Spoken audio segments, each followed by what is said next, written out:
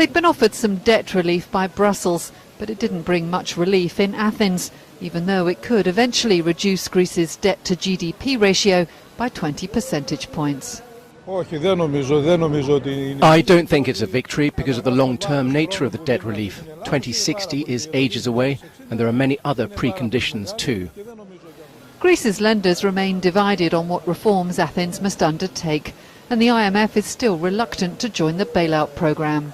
The Germans really want to see the IMF involved in this process because they believe it will give it credibility and rigour, and without that, I'm afraid the feeling is that the Greeks will get back to their old tricks and let things slide.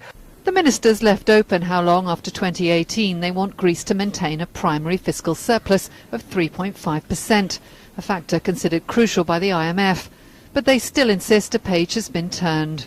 The medium-term fiscal trajectory will need to be in line with the EU fiscal framework, but the precise definition of the targets will need to be defined at a later stage.